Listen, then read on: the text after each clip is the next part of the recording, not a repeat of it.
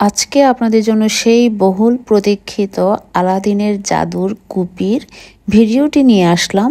আর এটিকে আমি কি করেছি সেটা দেখার জন্য পুরো ভিডিওটা অবশ্যই দেখবেন।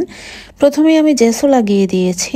জেসো লাগানো শেষ হলে এবার আমি উপরের পার্টটা তো আমি জেসো লাগিয়ে নিব। জেসো লাগানো শেষ হলে এবার আমি মন্টমার্টের অ্যাক্রিলিক পেইন্ট দিয়ে নীল রং করে নিব। আমি পুরো ল্যাম্পটাতে নীল রং দিয়ে কভার করে নিব।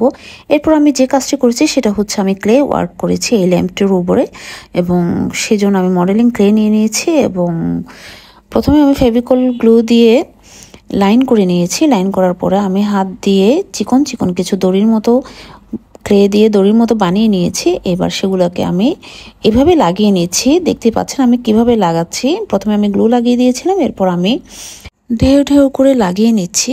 আর এই ল্যাম্পটাতে কিন্তু আমি প্রচুর কাজ করব, চিকন চিকন দড়ির মতো করে সম্পূর্ণ সেই দড়িগুলো দিয়েই আমি এই ল্যাম্পটাকে বিভিন্ন রকম কারুকাজ করে নিব। আর এই কাজগুলো করতে একটু কষ্ট হয়েছে, কারণ চিকন চিকন দড়িগুলো বানাতে অনেক কষ্ট হয়েছে। তারপরে ছোট্ট ছোট্ট কাজগুলো ডিটেলস করে নিতে খুবই কষ্ট হয়েছে। এরপর আমি মাঝখানে একটু পাতার মতো দিয়ে দিয়েছি, অনেকগুলো পাতা করেছিলাম। তারপর বিভিন্ন জায়গায় আমি এভাবে লাইন করে নিচ্ছি। আপনারা একটু মনোযোগ সহকারে দেখবেন আমি কিভাবে কি করছি। আর ক্লে ওয়ার্ক করার সময় সবচেয়ে বেশি প্যারা যেটা হয় সেটা হচ্ছে হাতে অনেক ক্লে লেগে যায়। এই ক্লেগুলো লাগা অবস্থায় কাজগুলো করতে হয়। আর এগুলো করার সময় খুব বেশি হাত ধোয়া যায় না, কারণ এক বসাতে কাজগুলো করে নিতে হয়। ল্যাম্পটাতে আমি কি থিমে কাজ করছি সেটা জানাবো ভিডিওর লাস্টে।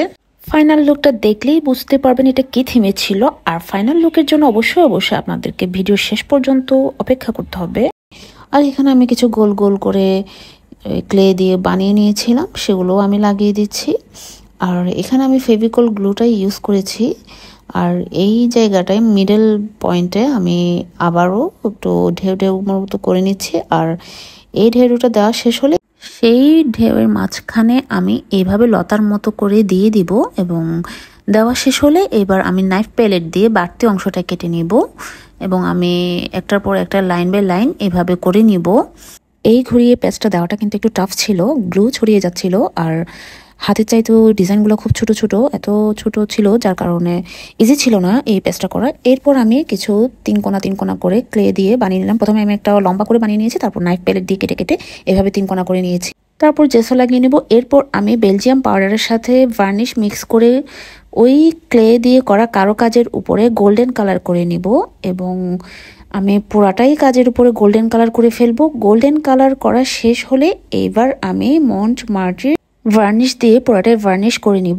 এরপর আমি 3 কালারের স্টোন লাগিয়ে দিব। And here's the final outcome. আসলে এটা আমি করতে চেয়েছি একটা রয়্যাল থিমে, রাজকীয় একটা ভাইবস থাকবে এখানে। হুররাম সুলতানের আমলে যে টাইপসের জিনিসগুলো ওরা ইউজ করতো সেই টাইপসের করে করতে চেয়েছি। তো আপনাদের কেমন লেগেছে আমার সাথে শেয়ার করবেন। আর সবাই ভালো থাকবেন, সুস্থ থাকবেন, তানজানাস ক্রিয়েশনসের সাথেই থাকবেন। আজকের মতো আল্লাহ হাফেজ।